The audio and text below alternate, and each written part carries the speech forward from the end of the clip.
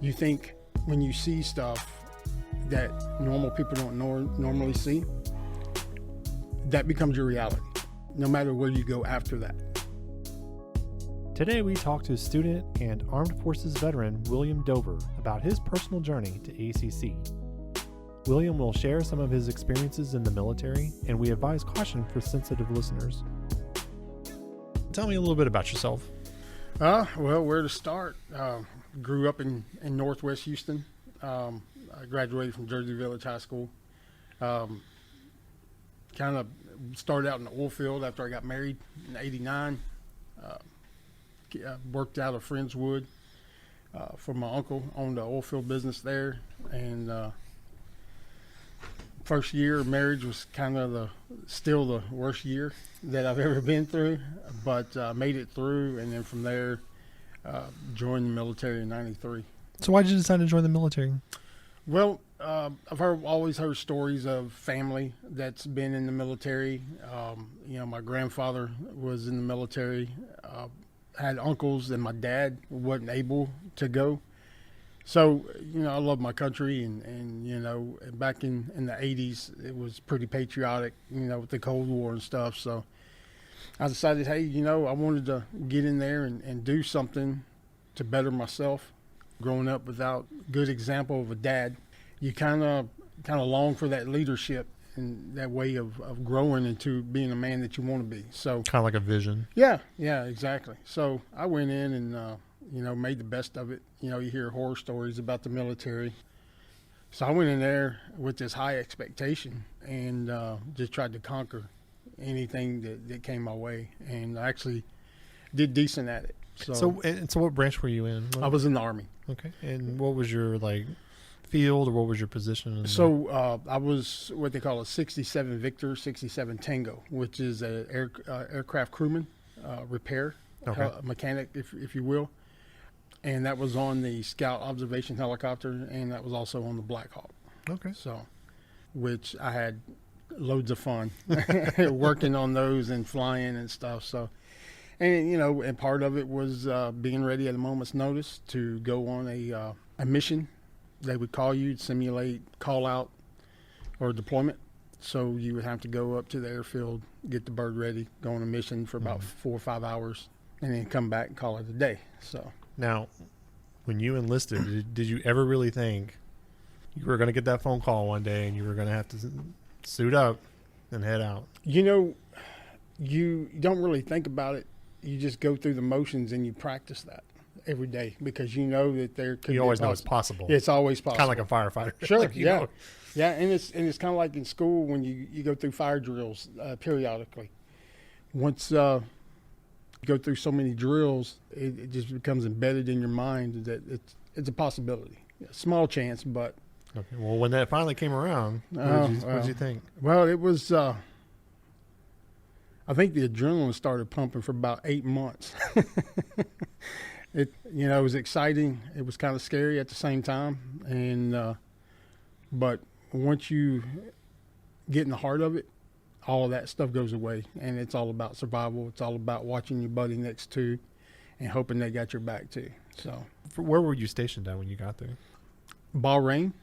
Mm-hmm. I was over there in Bahrain, and then we kind of little rear detachment camps all around. Mm-hmm. So just wherever we were called for, and our main mission was, we had QRF, which Quick Reaction Force, and other scout mobility units out there that, we were called in need extraction. Hey, we were, it wasn't us every time, but it was something that we were there for. Mm-hmm. So we would go in, personnel, Black Hawk, and pick up small squads, bring them back. And that was primarily the goal, keep the bird running. Mm-hmm. So how was your experience there? Because a lot of people, when they think about the first Gulf War, they don't think a lot about combat from it because, in the minds of the public anyway, that was all very short-lived. It's a lot easier now because I've gone through the trauma therapy through the VA and had some good doctors that worked with me. And at one point in time, I just kept my head buried in work for so long and just kind of dealt with Kind of when you got back. past trauma. Yeah. Mm-hmm. So I was told back when I got out, hey, you go seek counseling. Oh, no, I'm okay. Soldier's heart, they call it. Yeah. And so it wasn't until 3 marriages later, you got to take a gut check and look and say, hey, maybe I'm the problem. And sure enough, it wasn't nobody's fault. It was just I was dealing with demons that at the time I thought was normal. But the tragedy is for some people it is normal. it is, yeah. It becomes your normal life once you get out, because you think when you see stuff that normal people don't normally see, that becomes your reality. Yeah. Even no matter where you go after that. And it's no different than facing the trauma here at home. It makes you gun shy, Mm-hmm. so to speak, of whatever hurt you or caused you that emotional pain, to get back on that horse and ride it, so to say. But over there, the briefings were good. We knew what to expect for the most part. And you can sit there and say, yeah, okay, yeah, we're gung-ho, until the bombs start dropping. And that's something that you don't plan on ever experiencing, Well, no amount of training or preparation is going to No, it's gear you up for that. There's just no way around it. Exactly. So, I had a buddy that got shot 3 times that came up to me, and I had to patch him up until the medics got there. Not only did I get trained to work on helicopters, but I was able to take a 6-week combat medic course. It was called Combat Lifesaver. Mm-hmm. So when it comes to something like that, people can be there right there to assist you, to help comfort you and pack wounds and splint legs or whatever, until the medics actually get there and get to evac. Well, imagine that adds an extra amount of pressure to you, though, being in those situations. Well, knowing that they're going to turn to you when. Yeah, and it's surprising how you react in those situations. Oh my gosh, he's shot, he's bleeding, and you don't want to see nobody die, whether you're in a war, whether you're at home. So you just jump on it. You just kick in and react, and thank goodness I found out later that he did survive. So that was good. In another instance, we were running up to go on a mission, and the flight surgeon, he was a warrant officer 4, went out to talk to the refueler, and gust of wind came down and caught the main rotor blades, and he was decapitated right there in front of us. So, a lot of it's what I experienced was, some of it was friendly fire. Mm-hmm. Some of it was just getting caught in the action, is the best way I can put it. There's other things that happen, that it kind of just makes you kind of ticked off. So why anger? And I'm not saying you shouldn't go to that, but why for you was it straight to anger? So, when you think about you and your friends hang out, and it's kind of like, hey, what would you do if this happened? What would you do if this happened? And you just kind of just blurt out something because in your mind it'll never happen. Well, in that case, and even if it did, you had no idea what you would actually do. You don't know what you would actually do. But when you do things that's asked of you to do that you never think in 1,000 years you would ever do or have the mind to do, you're angry for being in that situation. Yeah, more or less. Yeah, exactly. To have to make that decision. Yeah, exactly. And to follow those orders, which you have a contract with the government to do what they tell you to do. People don't know that in a wartime, it's still part of the UCMJ that if you don't follow orders in a wartime, that's desertion. Yeah. And desertion could lead to,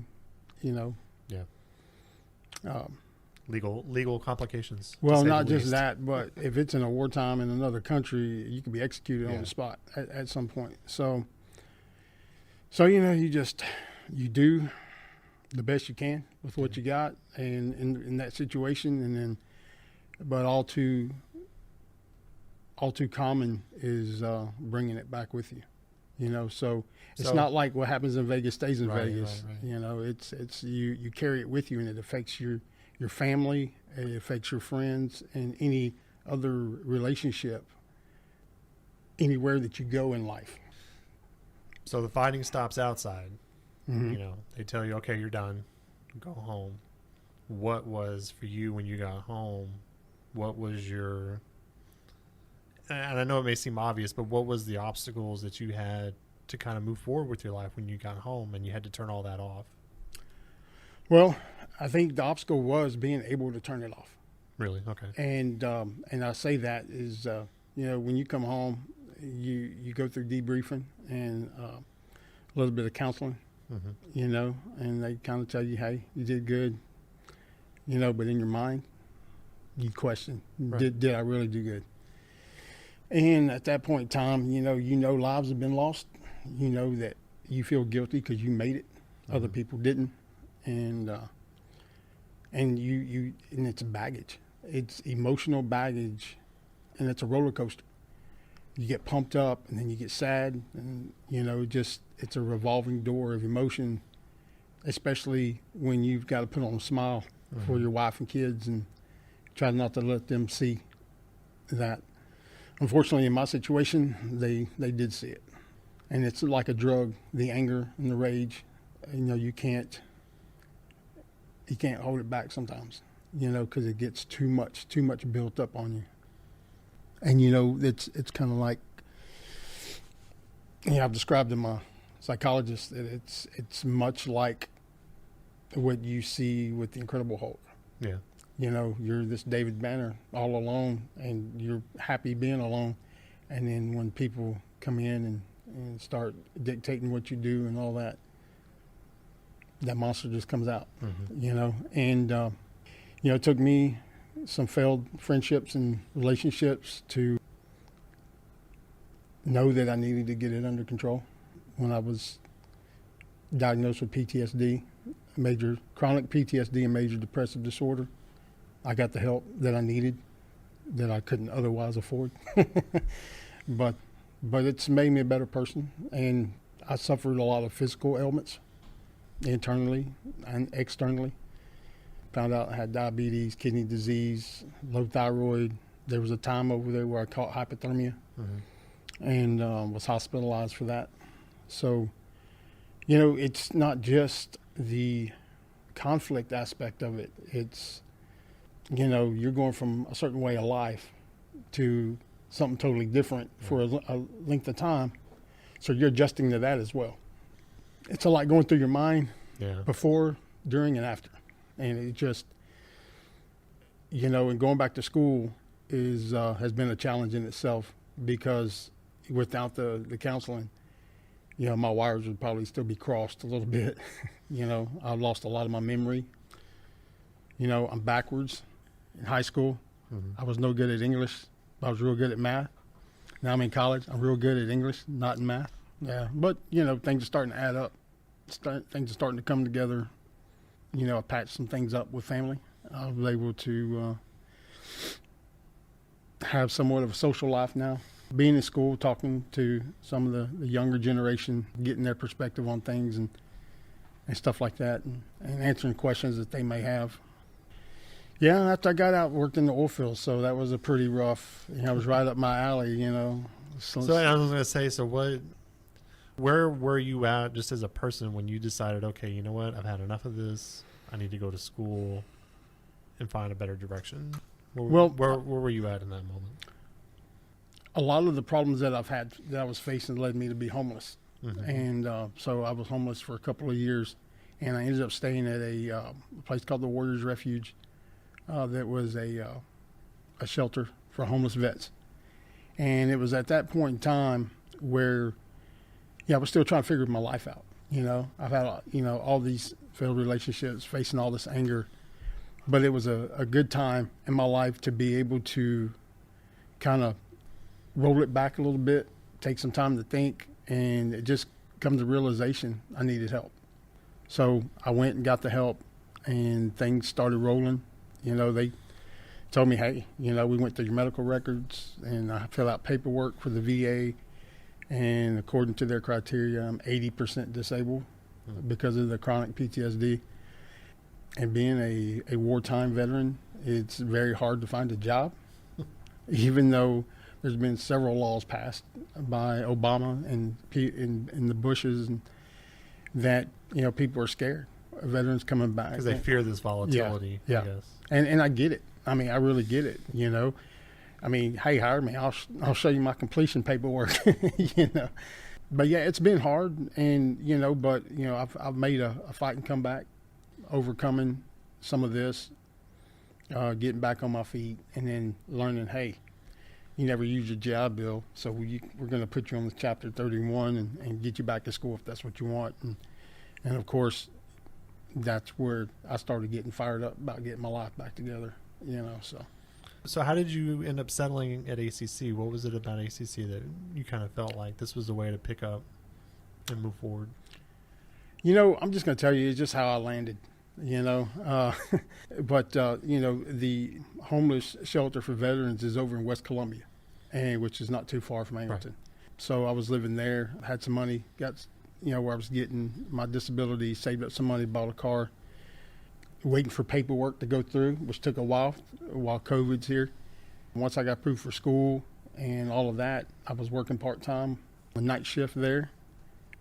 I said, hey, I need to get down to the basics first, because I had really nothing behind me except for my military record to really get me in the door. And so you're kind of starting from scratch then as far as your education was concerned. Exactly. And, I grew up poor, so Did you find that daunting? Just kind of looking at the mountain thinking, man, this is a long climb. And no, I'm just going to be blunt with you. When I thought of school, I didn't like school when I was in high school, but I was good at it. I mean, I did what I needed to do. And going back to school was a pretty good challenge. I mean, when you've already, how can I put this? When you've already had your wounds sewed up and blood splattered in your face, textbooks don't look all that bad. So did you, we have some veteran services here at the college. Were you able to get a lot of assistance through them?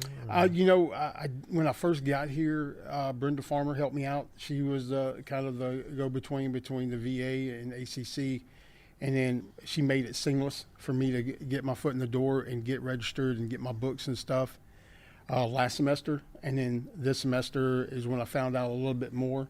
Talked to a couple of veterans that told me about the group meeting that once a month. And then this morning I had a meeting with Brett Haddock, and we talked about some of the resources that's being offered here at ACC. So it has been a good experience for me here, because 25 years of being alone in your own mind, and you see people that are so willing to help and kind of have some understanding of what we kind of go through. Even after you've been home a while, you can still get trapped in your mind if you don't get help. And I think, that's the one thing that I kind of reach out to my veteran brothers over at the Refuge and lend a hand there to them, because there's some that they're the same boat. Homeless veterans, easily discarded. Hey, they got mental problems or whatever. And it's not mental problems, it's emotional problems. And that's where I think the public doesn't have a good sense of, the trauma. And trauma is emotional, it's not mental. Somebody shoots you and you're not going to become schizophrenic from it, But yeah, just the awareness. I brought my emotional support dog up here to classes with me. The support from the staff has been amazing. The students, hey, don't feed her, don't pet her during class, that type of thing. But everybody in my classes have, heeded to that and have shown that respect. And it just makes me more fired up to get up and go to school when you don't have nothing to worry about. So what program did you decide to go into? What path did you choose? I chose computer science. So I'm going for my associate's of science degree here, and hopefully, and another reason I chose ACC, because that program bridges to university like University of Houston, University of Texas, and talking to some my instructor, Miss LaBouffe, she was saying, hey, whenever you get done, there's information there that she's willing to help out how to bridge over to U of H Clear Lake. So that's real helpful. How did you settle on computer science? Well, long story short, I guess, is I was the operations manager for Halliburton for a few years. And part of my my job description was I had 24 to 36 employees under me, and everything was done by computer. And so while that district was short on IT people, I took a crash course on setting up networking and stuff on it. So I was like, you know what? This is pretty fun. This is pretty easy. Kind of enjoy the technical aspect of it. Yeah, I do. And, I'm a gadget guy. I got the iWatch, I got the Xbox, that kind of stuff. So anything with wires and a controller, kind of tickles me a little bit. But yeah, I just kind of got good. And, that's modern era. I'm getting up there in age. So if we want to be able to survive. It's starting to get more challenging than it used to be. Yeah, somebody wanted me to go and do a QR code, and I was like, nah, if you ain't got a menu, I'll eat somewhere else. Given your past, given your journey, given where you're at right now, how do you feel about your outlook long term? Long term, I tell you, I'm more motivated now than I was, and there's a light at the end of the tunnel. Hats off to the medical staff at the Houston VA sitting in with me every week, letting me know, just changing my way of thinking and giving a different perspective, and just having people that care is huge. Having somebody in your corner telling you it's going to be okay, and I think that's what we all need, and that's why I still volunteered, because they need to know that there's a life outside, of the war that's going on in your head. And there's ways to calm that down. And there's ways to get back to where we were before all that happened. So, and for me, it's just picking up, carrying on, getting my college education, getting back out in the workforce, being part of society. Tell me kind of what you've been doing with other veterans and reaching out to help them. You kind of feel like you've fixed your course a little bit. Have you been reaching out to other veterans you feel might be in the same boat where you were years ago? And yeah, and like I said, it's an emotional thing, and even with emotions, it's hard to think straight. It's hard to kind of gather your thoughts and find your direction. So part of what I've done is got with some veterans. I went through, found a lot of documentation that they could use to help them get out of the homeless status, to be able to get some kind of income, to get help with the VA. And also to go back to school and give them something productive to do while they're getting the treatment that they need. And it's not hard to do. I mean, I go to school full time, and, every Tuesday at 4:00, I had my trauma therapy. So once that was done, you feel better every time, and they give you exercises to do to practice changing your way of thinking. Definitely changes your outlook. Matter of fact, after my 18-week trauma therapy, she read me back a statement that I made at the beginning of it. It was two different people. You didn't recognize yourself? I didn't. But you would say you like the person who you've become? Yeah, I do. A lot more caring. I care about people's feelings more. Kind of watch what I say around people. Because I have no filter. I will tell you that. And with good reason. But I think just being out there and just knowing that it's going to be better from here on out. It's a night and day difference for sure. Thanks for coming to talk to us today. I know it was difficult, but I appreciate it. Yeah. It's it's part of what they want me to do, to get out there and kind of be open about it a little more, and sometimes you choke back tears, but if people can get a strong perception of what we go through or have gone through, and how, even 25 years later, the battle still rages, in the hearts and our minds of the soldiers out there. Even though it feels good, people saying, hey, thanks for your service, we get a totally different message in our mind. Thanks. Appreciate it. Yeah, thank you. To read these stories and more, visit allencollege.edu.